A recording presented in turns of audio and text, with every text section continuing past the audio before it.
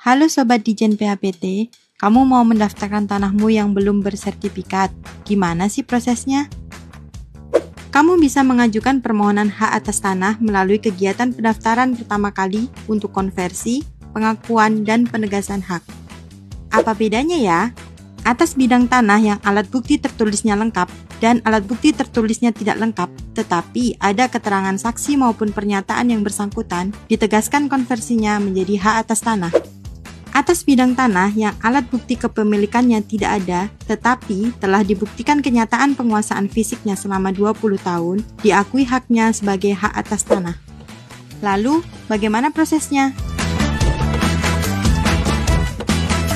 Pemohon datang ke kantor pertanahan untuk menyerahkan berkas permohonan yang berisi dokumen persyaratan permohonan sesuai ketentuan yang berlaku.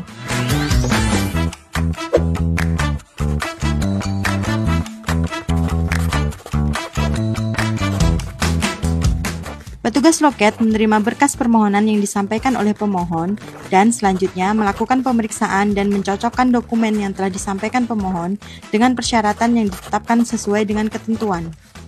Apabila berkas permohonan yang disampaikan telah lengkap dan sesuai dengan ketentuan yang berlaku, maka petugas loket melakukan input data pada sistem aplikasi yang disediakan oleh Kementerian ATR BPN.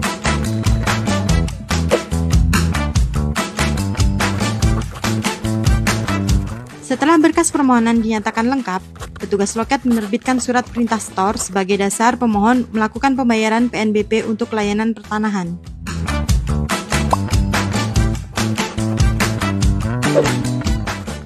Selanjutnya, pemohon melakukan pembayaran sesuai dengan kode billing yang tertera pada surat perintah setor melalui bank persepsi yang disediakan.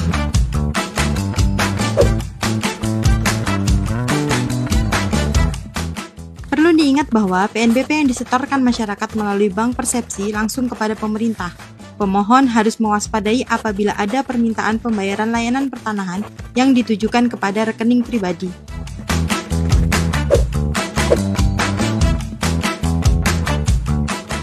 Setelah pemohon melakukan pembayaran, sistem akan melakukan konfirmasi pembayaran dan petugas loket menerbitkan surat tanda terima dokumen. Surat tanda terima dokumen ini merupakan dokumen resmi kegiatan pendaftaran tanah yang diterbitkan kantor pertanahan sebagai bukti bahwa berkas permohonan telah diterima oleh kantor pertanahan yang berisi nomor berkas permohonan yang dapat digunakan untuk pelacakan posisi permohonan yang telah diajukan.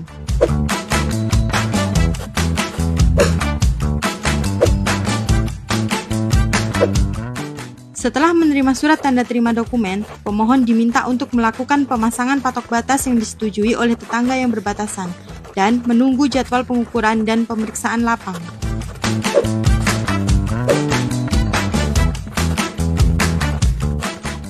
Berkas yang telah diterima dilakukan analisa lebih lanjut untuk persiapan kegiatan pengumpulan data fisik berupa pengukuran serta pengumpulan dan penelitian data yuridis berupa pemeriksaan lapang. Selanjutnya, petugas kantor pertanahan akan menjadwalkan kegiatan dimaksud serta memberitahukan kepada pemohon. Petugas kantor pertanahan datang ke lokasi bidang tanah untuk melakukan kegiatan pengumpulan data fisik serta pengumpulan dan penelitian data yuridis. Perlu sobat ketahui bahwa pada saat kegiatan ini harus dihadiri oleh pemohon, tetangga yang berbatasan atau kuasanya, dan didampingi oleh perangkat desa setempat.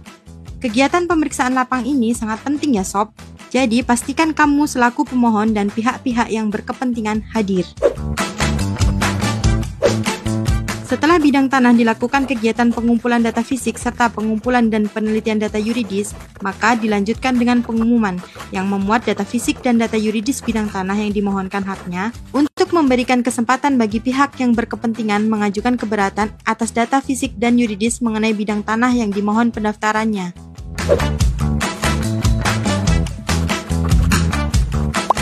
Apabila ada keberatan saat pengumuman data fisik dan data yuridis, maka akan dilakukan penyelesaian terlebih dahulu sebelum dilaksanakan kegiatan penegasan konversi dan pengakuan hak. Setelah jangka waktu pengumuman berakhir, maka data fisik dan data yuridis disahkan oleh Kepala Kantor Pertanahan dan berdasarkan berita acara pengesahan data fisik dan data yuridis, selanjutnya dilaksanakan kegiatan penegasan konversi dan pengakuan hak oleh Kepala Kantor Pertanahan.